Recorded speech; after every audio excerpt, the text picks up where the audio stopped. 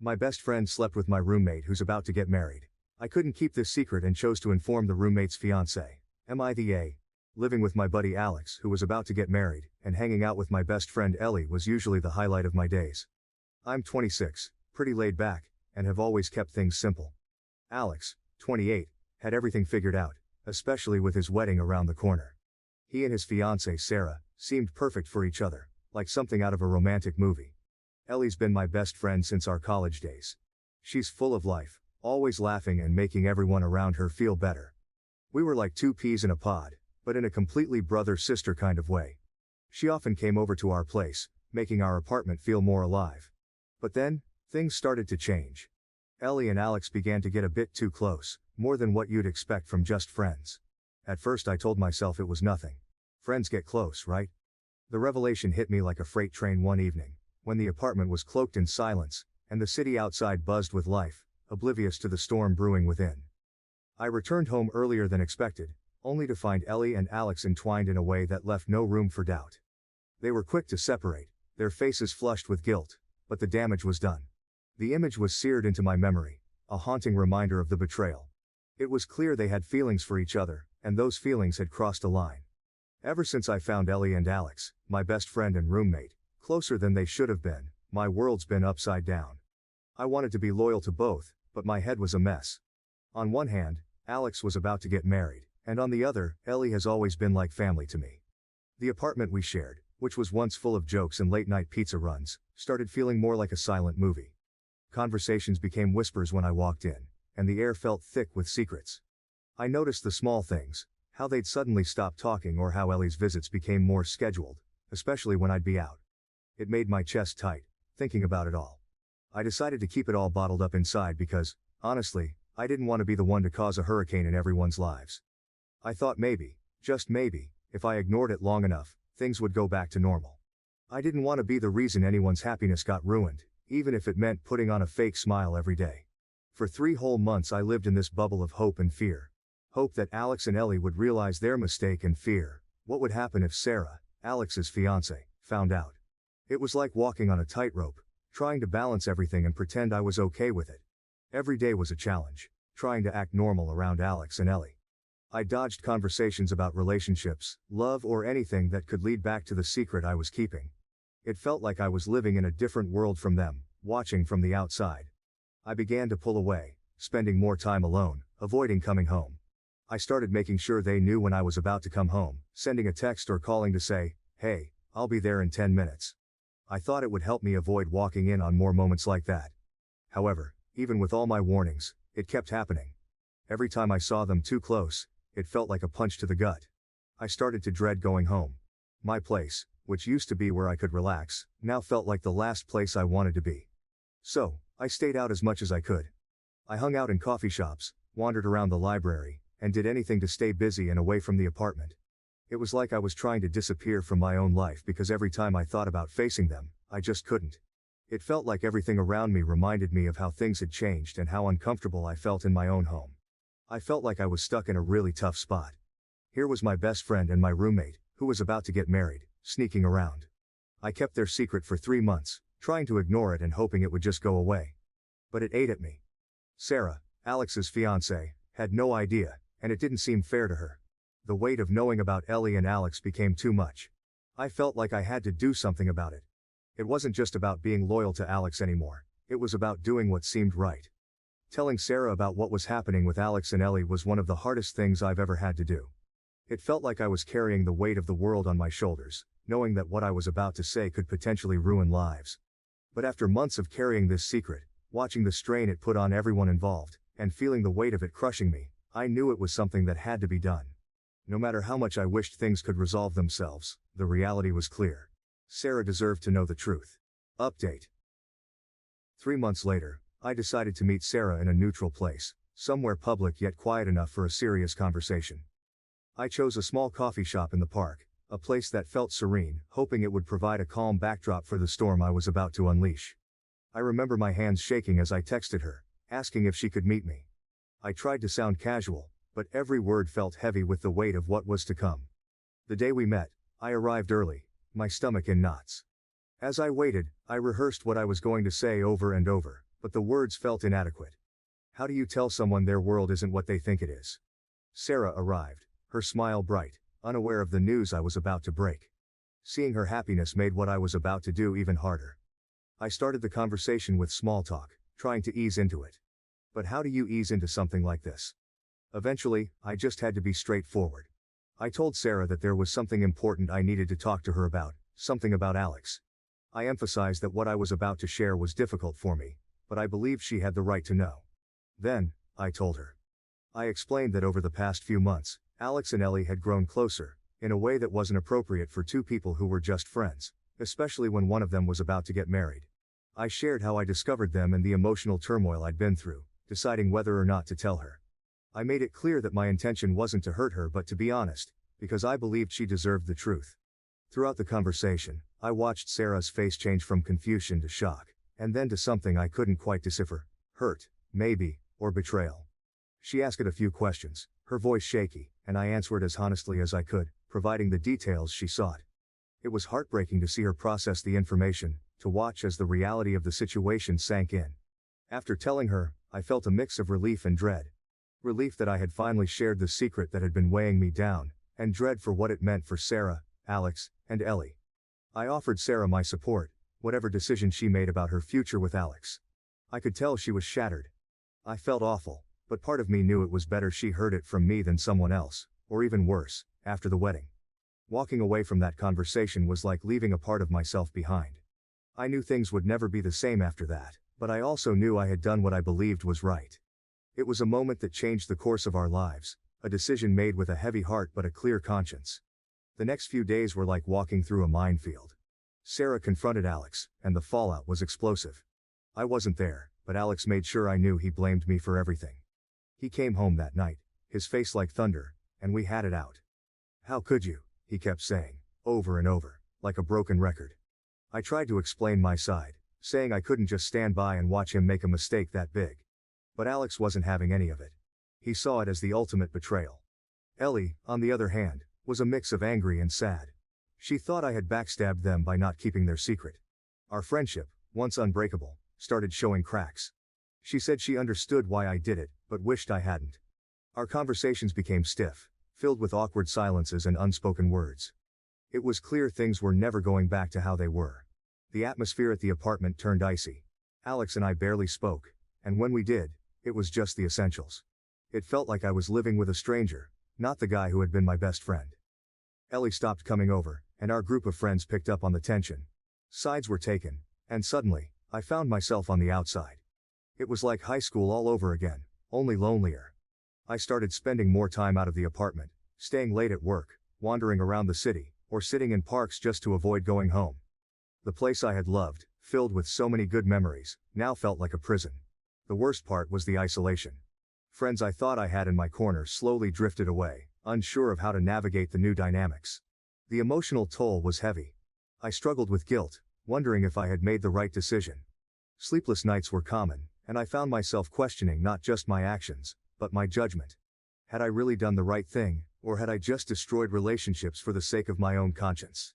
Eventually, the situation at the apartment became unbearable. Alex decided he couldn't live with me anymore, and I couldn't blame him. The search for a new place was quick, I just wanted out. Moving out was a relief and a defeat all at once. It felt like I was running away, but I also knew staying wasn't an option. The day I left, the apartment was silent. Alex didn't help me move, and there were no goodbyes. It was a quiet end to a chapter of my life I had thought would last much longer. In the weeks that followed, the fallout continued. Sarah called off the wedding, and though she didn't blame me, our interactions were tinged with the sadness of what had happened. Alex and I lost touch completely, our brotherhood a casualty of the truth. Ellie and I tried to salvage our friendship, but it was like trying to piece together a broken vase. We could put it on the shelf, but it would never hold water again. Looking back, I wonder if things could have been different if I had stayed silent. But deep down, I know I couldn't have lived with myself. The price of honesty was high, and I paid it in friendships and heartache. But lying to myself and everyone else would have cost me even more. In the end, I learned that some truths are heavy, but carrying lies is heavier still. After the storm of revelations and the shifting sands of friendships lost, the days began to brighten for me. It wasn't immediate, the healing. It felt more like the slow bloom of spring after a harsh winter. I moved into a new apartment, a small but bright space that felt like a fresh start. In the solitude of my new surroundings, I found peace and, surprisingly, a sense of freedom I hadn't realized I'd been missing. The void left by old friendships made room for new ones. I dove into hobbies that I'd put on the back burner, joined a local soccer team, and even picked up guitar lessons. These activities brought me into circles I wouldn't have otherwise crossed, and through them, I met people who brought new perspectives and laughter back into my life. As for Ellie and Alex, time proved to be a great healer. Ellie reached out first, a tentative text that opened the door to reconciliation. Our friendship, once fractured, began to mend, not as it was but into something new, more mature. We acknowledged the past but chose to focus on the future, celebrating our new paths and supporting each other as we always had. Alex's journey took longer, but a chance encounter at a mutual friend's wedding brought us back into the same orbit. The initial awkwardness gave way to a heartfelt conversation, where apologies were exchanged, and forgiveness was granted. It was a reminder that while friendships can break under the weight of secrets, they can also rebuild, stronger in the broken places. My career took an unexpected but welcome turn when I was offered a position at a startup. The work was challenging but rewarding, and it came with the added bonus of travel, allowing me to see parts of the world I had only dreamed of. On one of these trips, I met Maya, a fellow traveler with a thirst for adventure and a kindness that drew me in. Our connection was instant, and what started as a shared journey through foreign lands blossomed into a partnership I had longed for but never found. Years down the line, as I reflect on the tumultuous period that reshaped my life, I see it not as a time of loss but as a crucible that forged my character and my future. Ellie, Alex and I, though forever changed by the events, found a way to coexist in each other's lives, a testament to the enduring strength of true friendship. And with Maya by my side, exploring the world and building a life together, I am reminded that sometimes, the hardest roads lead to the most beautiful destinations. Happiness, I learned, isn't the absence of pain or conflict but the resilience to move through it and find joy on the other side. My story, once marked by betrayal and heartache, is now a narrative of growth, forgiveness, and new beginnings. And for that, I am profoundly grateful. Finally, I want to extend my sincerest thanks to all of you who have taken the time to share your stories on Reddit.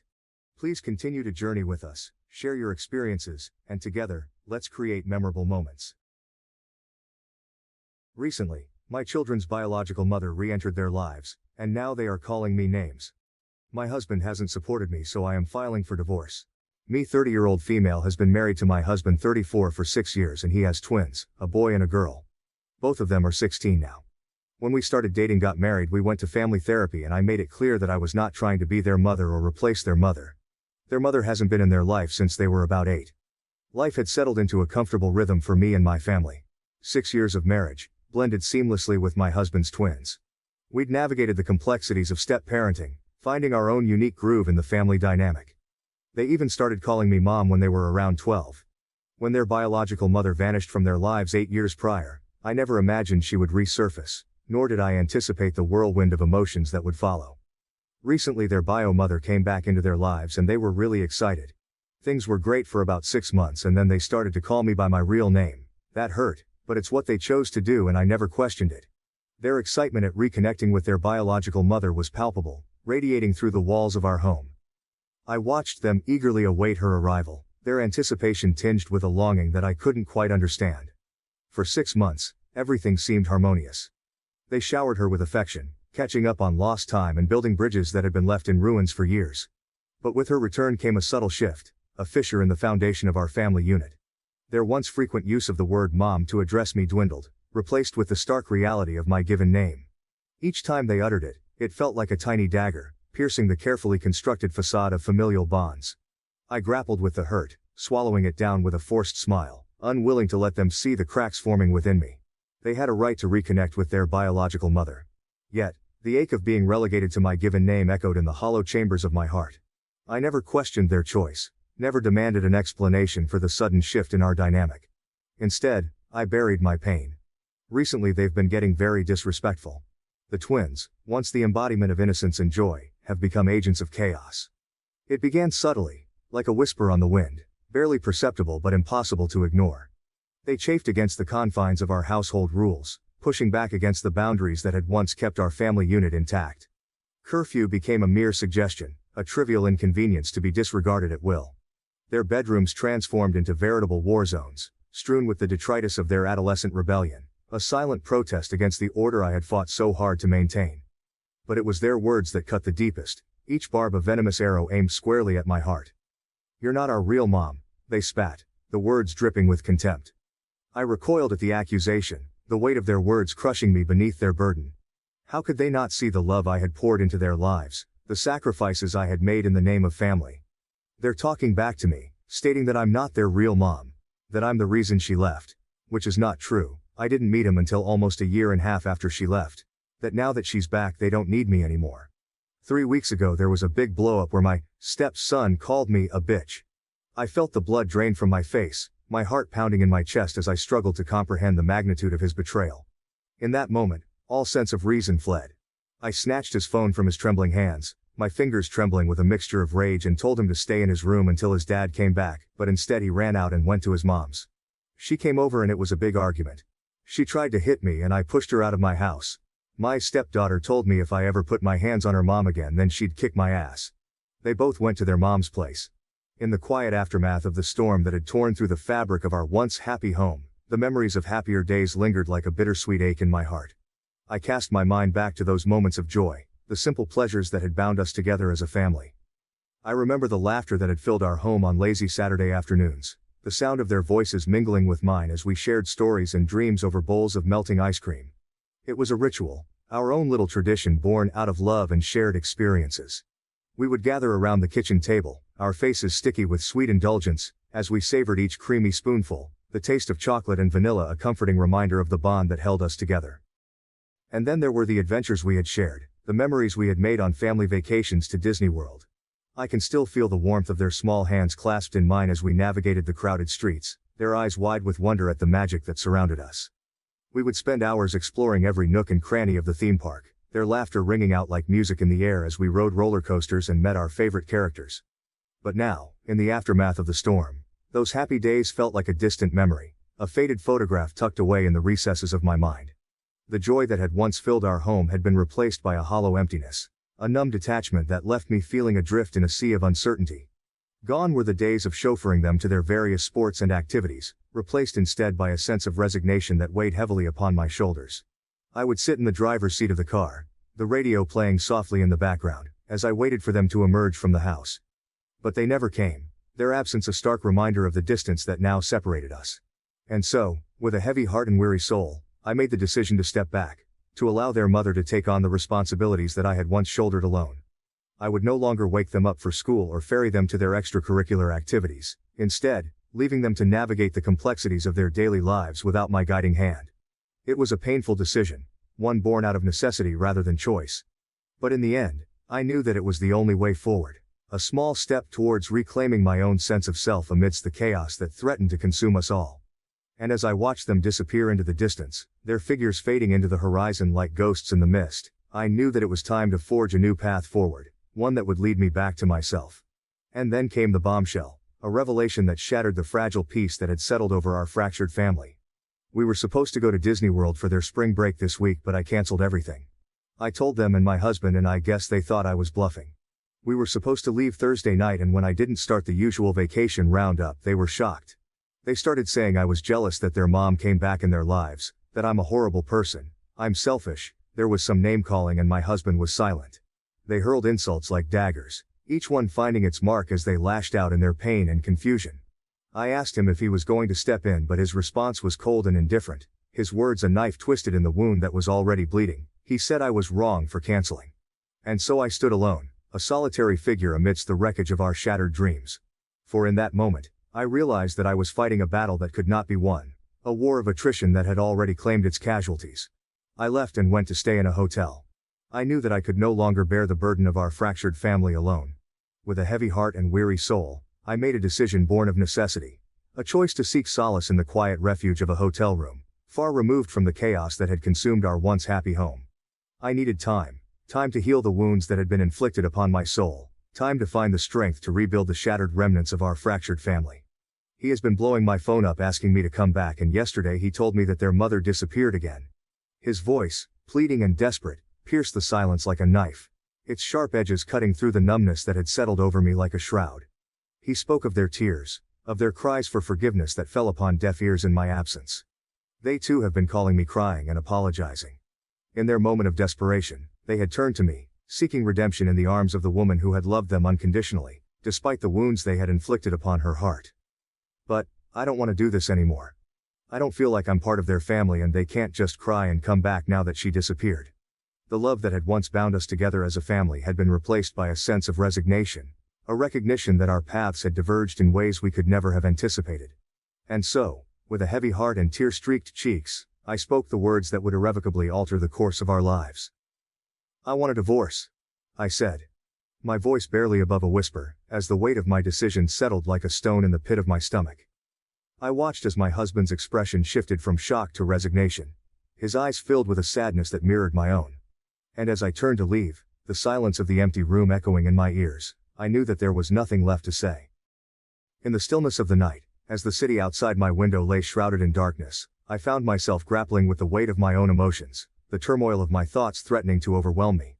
Yes, I knew their mother was manipulating them, twisting their fragile emotions, like a puppeteer pulling the strings of marionettes.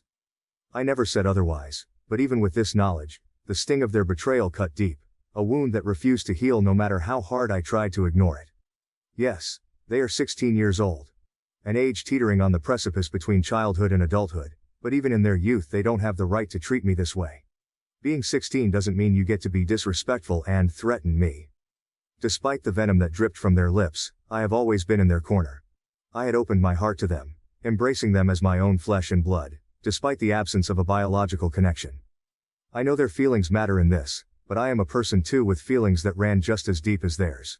And as I stood alone in the darkness, I realized that it was time to reclaim my own voice, to assert my own worth in a world that had seemed determined to diminish it. I am not only considering or moving forward with this divorce. The child acts only took a small part in my consideration, the rest are due to the fact that my husband did not back me up in this. I had always believed that marriage was a partnership, a sacred bond forged in love and mutual respect. But as I watched him stand idly by, his silence a damning indictment of his loyalty, I couldn't help but wonder if our union had been built on shaky ground from the start and that he had never loved me. The realization cuts deep. If I can't count on him to help me navigate this tough situation that we were all going through, then why should I stay?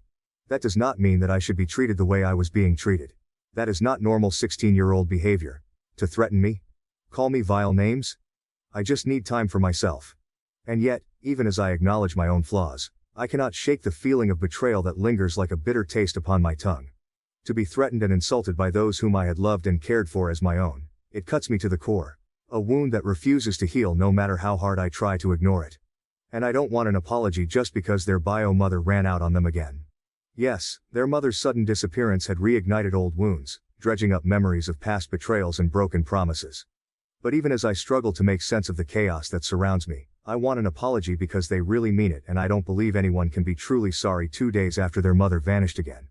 I do not doubt the sincerity of their words, nor do I question the depth of their pain. But forgiveness cannot be rushed, nor can it be won through empty gestures and half-hearted apologies. I need more than words to heal the wounds that have been inflicted upon my soul, more than empty promises to mend the shattered remnants of our fractured family. I would never just abandon them. But I do need time for myself because my feelings were disregarded.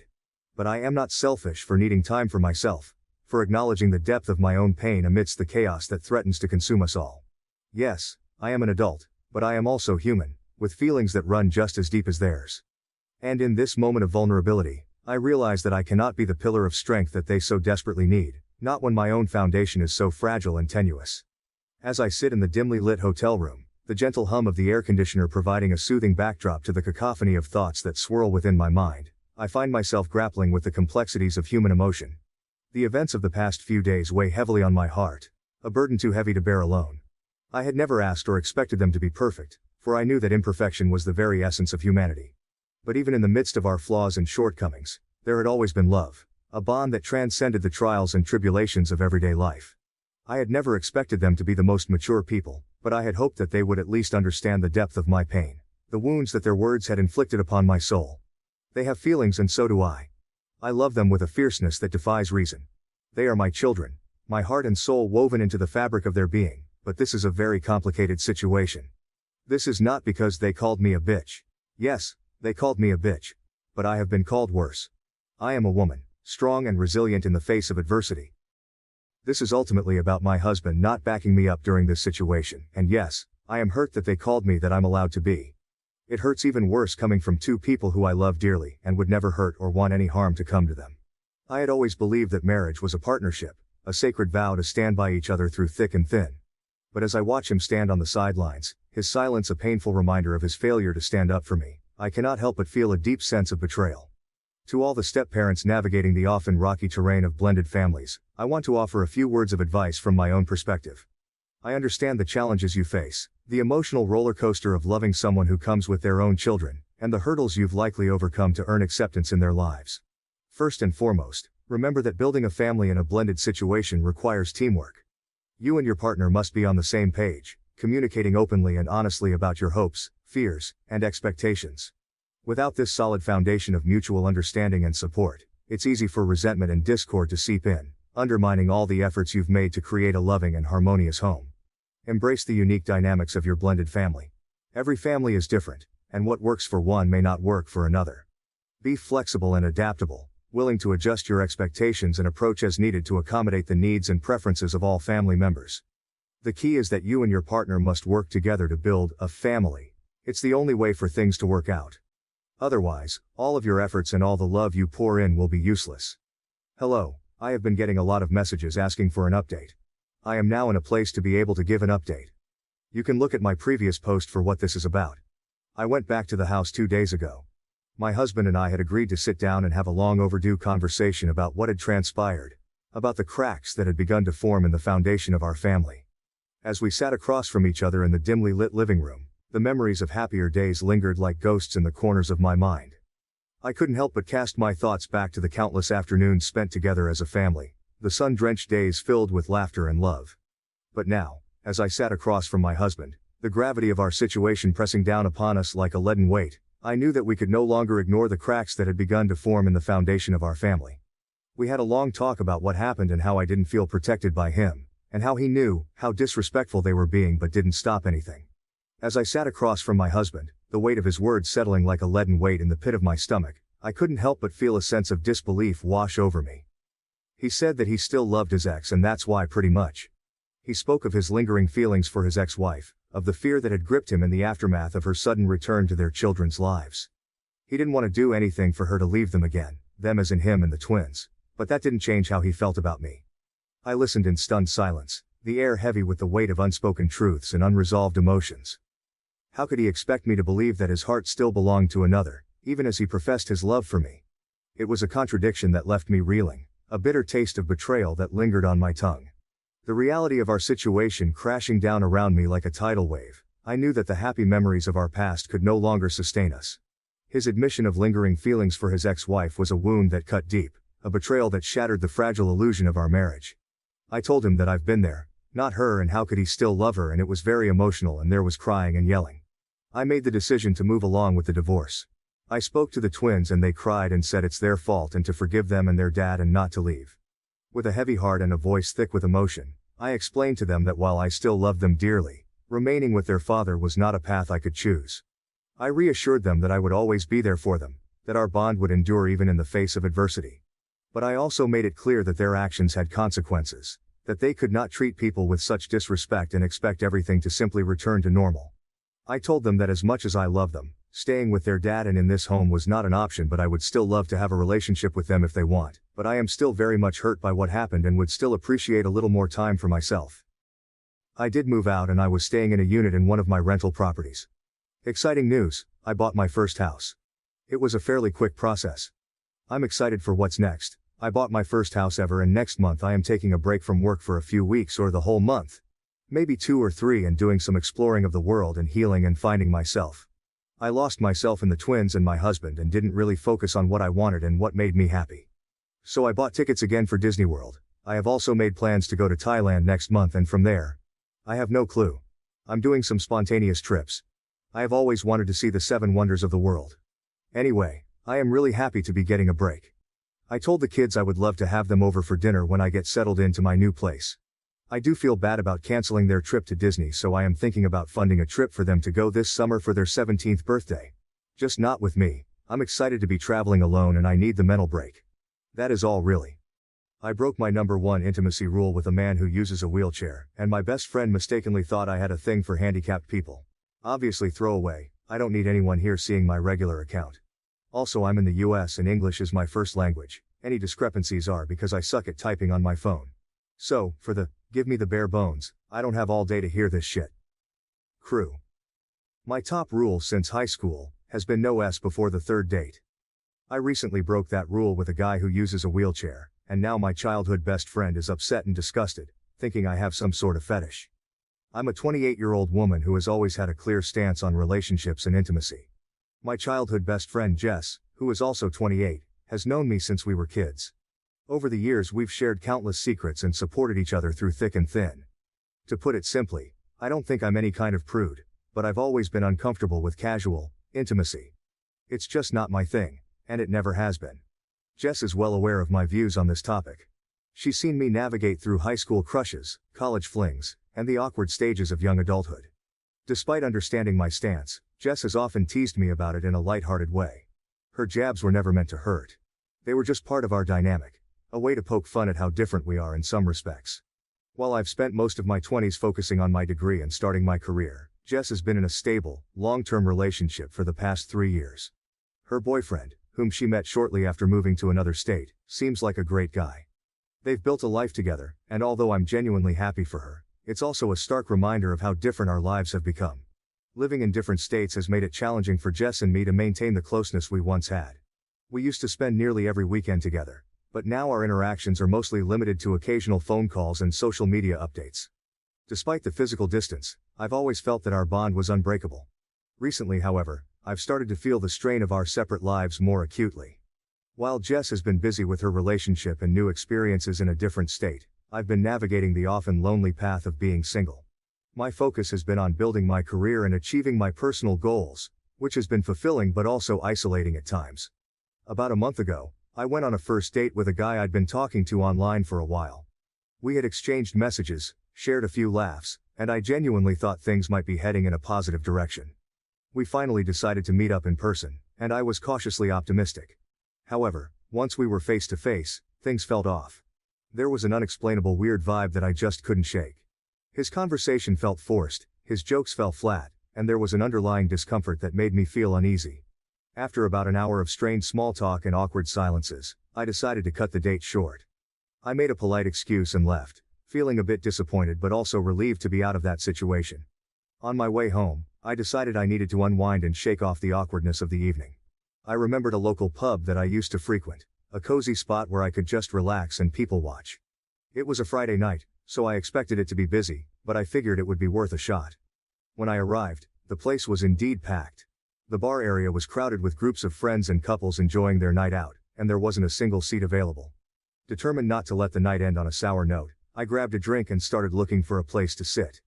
Most of the restaurant side of the pub was taken up by a lively birthday party, with balloons, laughter, and the occasional off-key singing. Amidst the bustling crowd, I noticed a small table off to the side.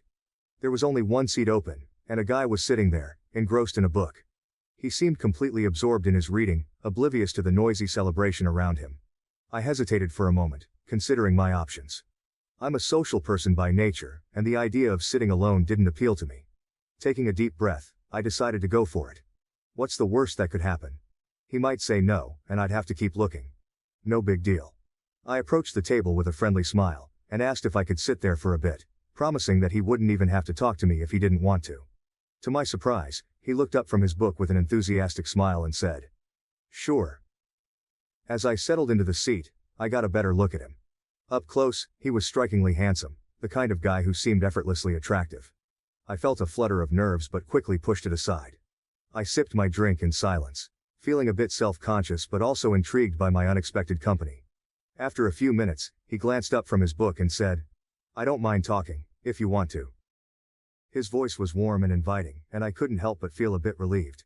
We started chatting, and it turned out his name was Mike. He was 29, had just finished his master's degree in computer learning, and was living on his own for the first time. He explained that he often came to the pub after work because he lived nearby and wasn't used to the quiet of his new place after growing up with a large family, half-dozen siblings. We talked for a good 2 hours, diving deep into various topics, and finding common ground on almost everything. From our views on dating to our favorite hobbies and tastes, it felt like we had a near total eclipse of a Venn diagram on this stuff. Our conversation was effortless and engaging, a rare connection that seemed to spark from the very beginning. Mike shared that he had basically given up on dating, which I found surprising given how well we were getting along. I couldn't help but blurt out, "I don't know why you'd give up on dating.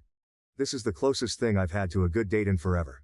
It was my way of shooting my shot, albeit indirectly, but it felt right in the moment. He gave me a kind of odd look, one that I couldn't quite decipher.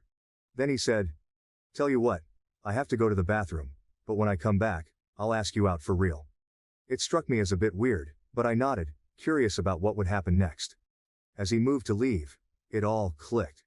Instead of standing up to walk away, he rolled back in his wheelchair. It hit me then that he wanted to give me a chance to back out without making things awkward. The realization made my heart swell. How considerate and thoughtful could this guy be? When he returned and saw that I was still there, his face broke into a wide, delighted grin. It was the kind of smile that could light up a room, and I felt a rush of warmth. I was so eager to reassure him that I practically tripped over my words, saying something along the lines of, "So, I'm free all weekend. What did you have in mind?" His grin grew even wider, and we began planning our next date right then and there. Another hour later, we found ourselves making plans for Saturday. Our conversation had flowed so smoothly, and the connection between us was undeniable. At some point, Mike opened up about his condition, explaining that he has a neuromuscular disorder. He mentioned the name of the disorder, but it was a bit too technical for me to remember accurately. My degree isn't in STEM after all. Essentially, his legs work, but the signals from his brain get misinterpreted, causing a lack of balance and coordination that prevents him from walking or standing. As we continued talking, the atmosphere in the pub began to shift. The younger, rowdier crowd started to take over, and the noise level increased significantly. It was getting harder to hear each other over the music and chatter, and the intimate vibe of our conversation was being drowned out. Noticing this, Mike leaned in and asked, "Would you like to go back to my place for coffee and continue our conversation there?" His tone was casual, but there was an underlying sincerity that made me feel completely at ease. The idea of spending more time with him was incredibly appealing, especially away from the growing chaos of the pub. I agreed, and we made our way to his place. As you've likely guessed by now, our coffee and conversation didn't happen until the next morning, and I have absolutely no regrets about it. We've been dating ever since, and although it's still early days, I genuinely feel like he could be the one. Onward to yesterday afternoon, my friend Jess, remember Jess, was in town, and we decided to meet up for coffee to catch up. It had been a while since we'd seen each other, and I was excited to share everything that had been happening in my life, especially my blossoming relationship with Mike. We picked a cozy little cafe, the kind of place we used to frequent together, and settled in with our drinks. As we started chatting, I couldn't help but gush about Mike. I told Jess about how we met, our amazing connection, and how happy I had been since we started dating. I was expecting her to share in my excitement, but as I recounted the story, I noticed her demeanor changing. She became quiet, her expression shifting from interest to something more guarded and tense. When I got to the part about breaking my long-standing rule of no S before the third date, Jess's reaction turned outright weird and edgy. I don't remember her exact words, but she essentially accused me of having a fetish for handicapped people. She implied that the only reason I found my relationship with Mike so fulfilling was because he uses a wheelchair, not because of who he is as a person or the effort he puts into our relationship. Her words hit me like a ton of bricks. "It's like you're only happy because he's in a wheelchair," she said, her tone dripping with judgment. "Not because he's actually good for you or puts in effort in bed." I was stunned. Jess had always known me as someone who values deep, genuine connections, and her insinuation felt like a betrayal. She continued, saying that I had changed as a person, and before I could even process what she was saying, she got up and left without saying goodbye. 15 years of friendship, and I had never seen her like that. I sat there for a few moments, trying to make sense of what had just happened. Her reaction was completely unexpected and hurtful. It wasn't just about her disapproval of my relationship with Mike. It felt like a personal attack on my character and values. I had always thought that Jess understood and supported me, and her sudden outburst left me feeling isolated and misunderstood. As I replayed the conversation in my head, I couldn't help but feel a mix of emotions. I was hurt by her words, confused by her reaction, and worried about what this meant for our friendship. Jess's reaction seemed to come out of nowhere, and I couldn't understand why she would think so negatively about my relationship with Mike. It was clear that something deeper was bothering her, but at that moment, I didn't know what it was. All I knew was that my best friend had walked out on me without even saying goodbye. 15 years of friendship and I've never seen her like that. Update. My first ever update. Yay. So I do have an update on Jess and shit finally makes perfect sense. And I have a slightly NSFW but funny story about Mike. Because this guy is just the best, y'all. After a restless night of turning over the conversation with Jess in my mind, I knew I had to address the situation. I couldn't let 15 years of friendship dissolve without at least trying to understand what had caused her to lash out so harshly. So, I finally mustered the courage to message her yesterday. I'm still hurt by what you said, I began. But after 15 years of friendship, I'd never forgive myself if I didn't at least ask why you snapped at me like that. To my surprise, Jess replied almost immediately. Her response was filled with regret and an urgency that I hadn't expected. I'm so sorry, she wrote. I didn't mean any of that. Can we have a do-over on lunch? Despite my lingering hurt, I agreed to meet her cautiously. We arranged to meet at a cafe we both loved, a place that held many fond memories from our shared past. The next day, I arrived a bit early, nerves jangling as I waited for Jess to show up. I kept replaying our last conversation in my mind, bracing myself for what she might say. When she finally walked in, she looked just as anxious as I felt. We exchanged awkward smiles and a brief hug before sitting down. Jess was the first to speak, her voice shaky but earnest. I really am sorry about the other day, she began. I was completely out of line, and I need to explain what's been going on with me. Let us pause for a moment. Turns out that those of you who said she was jealous, and that she might struggle with something, and especially the person who said something might be going on in her relationship. That's right there. Yeah. All hit a bullseye. Jess revealed that she was in town because she was job hunting. She needed to move back in with her parents for a while, a temporary but necessary step since her relationship had ended. As she began to open up about the breakup, the weight of her recent struggles became evident. Her relationship, which had once seemed so promising, had been slowly deteriorating due to a myriad of small issues that had gradually piled up. But the biggest issue, the one that ultimately broke the relationship, was their intimate life. Jess explained that her boyfriend had never been particularly attentive or skilled in that area, but recently, things had gotten significantly worse. She described how he made no effort whatsoever to ensure that she enjoyed their intimate moments. What was once an occasional disappointment had turned into a constant source of frustration and sadness. Instead of feeling close and connected, Jess often felt neglected and unsatisfied. This neglect extended beyond their physical relationship, affecting their emotional bond as well. Despite her growing discontent, Jess tried to address the issue constructively. She approached her boyfriend with honesty, expressing her feelings and suggesting ways they could improve their intimate life. She hoped that open communication could bridge the gap and bring them closer together. However, her attempts to improve their situation were met with resistance and hostility. Her boyfriend reacted defensively, dismissing her suggestions and feelings. He told her that it was emasculating to receive intimate advice from a woman. This response not only hurt Jess but also left her feeling hopeless. How could they work through their issues if he wasn't even willing to listen? The situation continued to escalate. Every time Jess tried to discuss their problems, her boyfriend's defensiveness grew. He started to get angry when she wasn't in the mood, completely ignoring the fact that his lack of effort was the reason behind her reluctance. Instead of understanding and working together to find a solution, he chose to blame her for the growing distance between them. The final straw came when, during yet another heated argument about their intimate life, her boyfriend suggested something that left her feeling deeply hurt and disrespected. He had always had a thing for Asian women, a preference Jess was aware of but had never felt comfortable with. In a misguided attempt to spice things up, he asked her to dress in a kimono and pretend to be Asian. This suggestion, steeped in racist fetishism, was not only offensive but also highlighted just how little he understood or respected her. Jess just couldn't take it anymore. So, Jess had all of this bottled up and was hoping to talk to me and finally be able to put it down.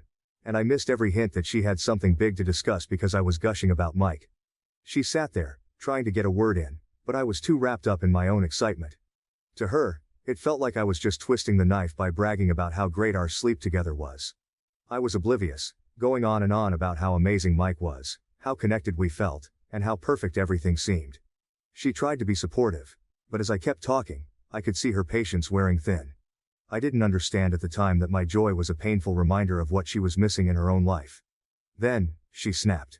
Somewhere between what I was saying and what she wanted to talk about, some wires got crossed. She blurted out something incredibly dumb, accusing me of having a fetish for handicapped people. It was such a bizarre and hurtful thing to say, completely out of left field. I was stunned, unable to comprehend why she would say something like that. She didn't even wait for my reaction. She just got up and left without saying goodbye. 15 years of friendship, and she walked out on me, leaving me sitting there, bewildered and hurt. It wasn't until later that I started to piece together what had happened. She was mortified and ashamed of her outburst, but also irrationally mad at me. Not because of anything I did intentionally, but because my happiness felt like a slap in the face to her misery. Jess had hoped to talk about her breakup, to finally unload the weight she'd been carrying.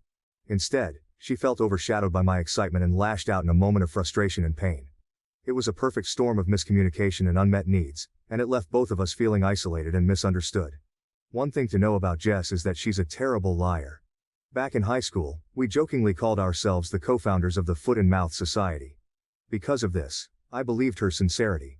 I told her that I forgave her and apologized for not realizing she needed to discuss something important. She reassured me, saying I was too ridiculously nice and had nothing to apologize for, so I think we'll be okay. For now, I'm not ready for her and Mike to meet because I don't want to make things more awkward, and she agrees with that. But she's genuinely happy for me. Hopefully this will just be a funny story we can laugh about someday. So, on to how Mike almost killed me, lol. Last night we were talking about the Reddit post, and he gets this funny expression that I'm starting to recognize. It's the one where he's about to say something that's going to either make me laugh uncontrollably or leave me completely speechless. He leans in with a mischievous grin and goes, "How do we know you don't have a fetish if we haven't at least tried it in the chair?" I'm sitting there, staring at him in disbelief, and I can't help but laugh. "Are you serious, lol?" I ask, half expecting him to say he's joking. But he's not. Mike nods earnestly and says he's never attempted it before because, cue tears, he's never felt so comfortable with a partner before. My heart melts a little, and I'm also kind of excited by the idea. "Well," he says, still grinning, "why not give it a try?" And that's how we found ourselves in this ridiculous yet endearing situation. His wheelchair has what is essentially a parking brake, which, as it turns out, is broken. Apparently getting it fixed is a major hassle and pretty expensive, so he hasn't prioritized it. Now picture this. We're trying to get the motion of the ocean going, but with every push, the chair rolls backward. It's like some weird awkward dance, and instead of making progress, we're inching our way across the floor. We're both laughing so hard at the absurdity of it all, which only makes it more difficult to keep our balance and focus. At one point, Mike just stops and, through his laughter, says, "Maybe we need those wooden block things they use to keep small planes from rolling away. You know, like in Indiana Jones?" I lose it completely. I'm laughing so hard I can barely breathe, tears streaming down my face, and he's giggling right along with me. Finally, after what feels like an eternity of giggles and futile attempts, I manage to calm down a bit. I take a few deep breaths, trying to regain my composure, and look at him. With the straightest face he can muster, Mike says, "Golly. This sure is uncomfortable." And that's it. I'm gone. If I had asthma, I would have died right there. I laughed so hard I thought I pulled a rib, making this awful wheezing noise as I tried to catch my breath. Mike's laughing too, rubbing my back and apologizing, saying he couldn't resist. So, yeah, confirmed. No fetish here, just a couple of idiots in love with terrible comedic timing. I have no regrets though. This man is the best thing that's happened to me, and moments like these just make me love him even more. Update. Here's the Met Mike's family update. And it's a doozy, or at least felt like it at the time for a girl who grew up with a small dysfunctional family. So first up, you know what people, at least me, don't think about when dating a guy who's always sitting? Height. It's one of those things that just doesn't cross your mind. I knew Mike was taller than me because when we cuddle, he's taller sitting on the couch, but I never really grasped how tall until this weekend. So, we drive up Friday night after work, actually south and west, lol, but to my brain it's always up, in his vehicle, which is modified to be driven entirely using his hands. Neat, right? He's a really good driver too, which was reassuring. One more green flag in a sea of them. We're chatting, laughing, and I'm getting a little nervous because this is the first time I'm meeting his family. We finally get to the house, and it's huge, you guys. Like, not a mansion, but a sprawling one-floor rancher that just keeps going. Real estate was wild back in the day. I'm already feeling a bit small next to this enormous house, and then we get inside. The next thing I know, his mom comes to greet us, and I'm no slouch at 5'7", but she towers over me. She's got this warm welcoming smile that puts me at ease, but it's impossible to ignore that she's practically a giant. We head into the living room, and I meet his dad, who, funny enough, is the only short one in the family. Then, his youngest sister walks in, holding her 1-year-old daughter, and she's also incredibly tall. It's like stepping into a land of friendly giants. It's late, so after quick introductions and some light conversation, Mike shows me to his old room where we're staying. It's cute and full of nostalgic teenage memorabilia. As we're getting ready for bed, I casually ask, Hey, so, I don't know how this works and stuff, but how tall are you? Mike shrugs and says, I don't know, like a bit over 6'4". Been a while since I checked. A bit over 6'4". Just casually throwing that out there. So, is everyone in your family tall? I ask. He grins and says, kinda. The next morning, I got to meet the rest of Mike's family properly, and let me tell you, it was like being introduced to the Nordic basketball team.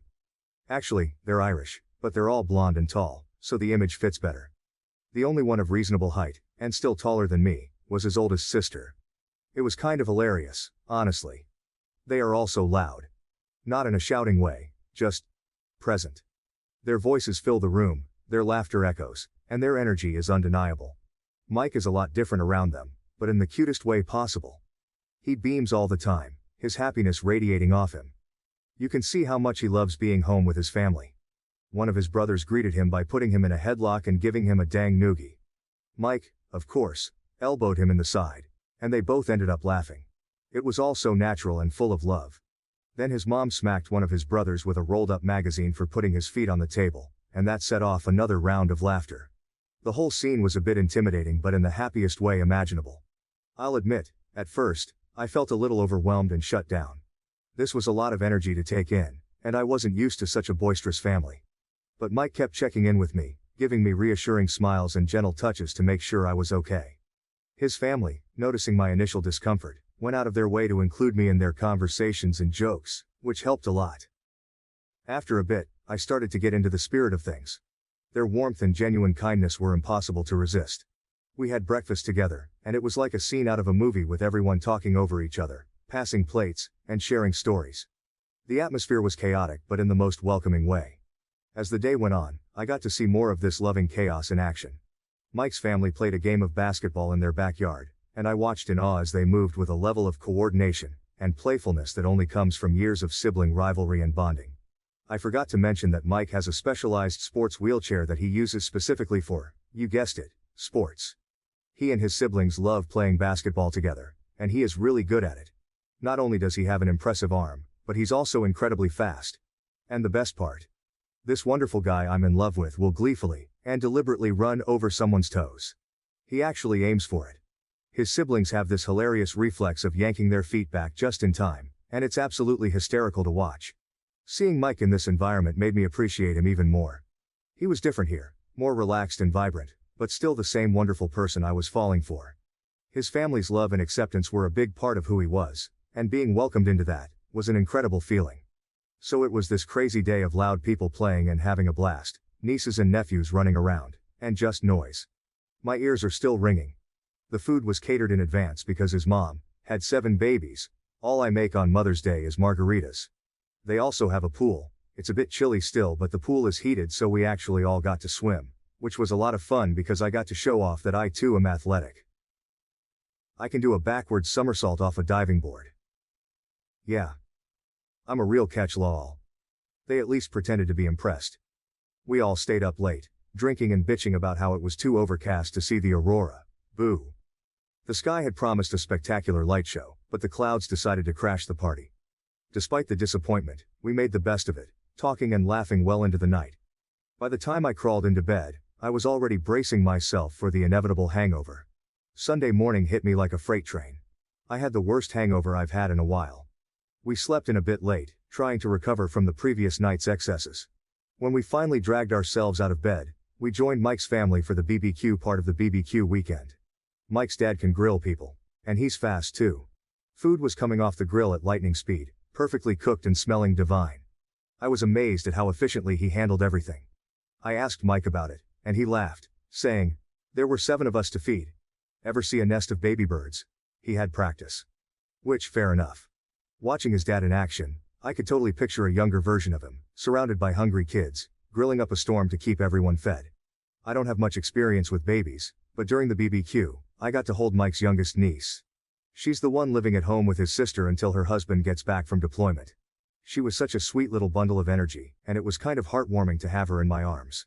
While I was holding her, Mike and I started talking lightly about kids and the future.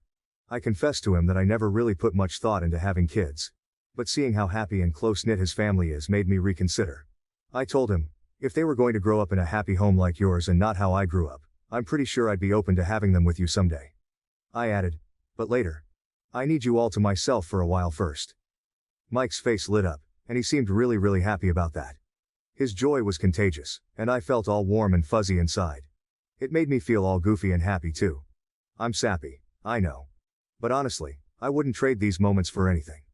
We had to drive home Sunday night, but before we left, Mike's mom pulled me into a big, warm hug. She told me she had never seen her son so happy and thanked me for taking such good care of her baby. It was one of those moments that felt both heartwarming and a bit overwhelming.